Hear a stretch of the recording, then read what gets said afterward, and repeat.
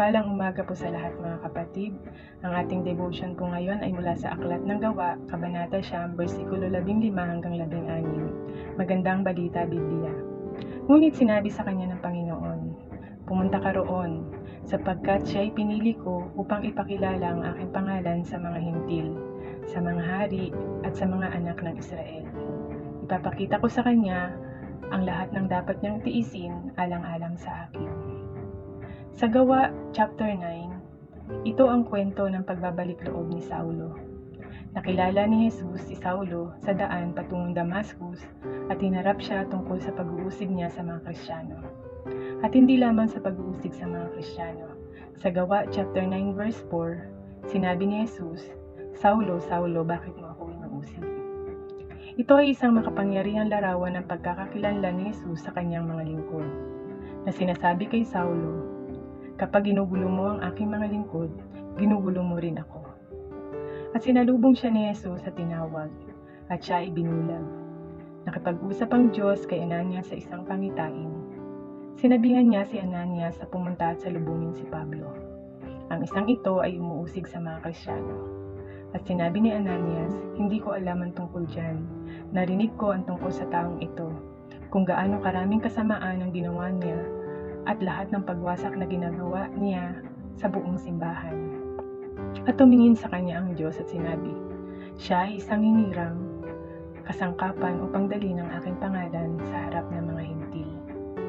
Sa verse 16, sinabi ng Diyos kay Ananias, "Ipapakita ko sa kanya kung gaano siya dapat magdusa alang-alang sa aking pangalan."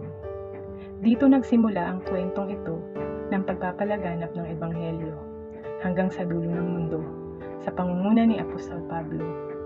Ngunit hindi lamang si Apostol Pablo ang tatawagin niya sa mga darating na araw upang magtungo sa mga hintil, upang ipaglaganap sa lahat ang Ebanghelyo sa mga kalalakihan at kababaihan. At ginagawa iyon ni Pablo. Palagi ang pumapasok sa mga sinagoga at ipinangangaral ang Ebanghelyo. Kasabay nito, sinadya niyang hindi lamang maabot ang mga kalalakihan at kababaihang Hudyo, ngunit sinadya niyang ipalaganap ang Ebanghelyo sa mga hintil, sa mga bansa, sa mga taong hindi nakakaalam o nakakarinig ng mabuting balita ng Biblia, ng biyaya ng Diyos. Nais ipaalala ng talatang ito na magkaroon tayo ng panibagong pakiramdam, na ito ang ating misyon, na ikaw at ako ay personal na tinawag ni Jesus.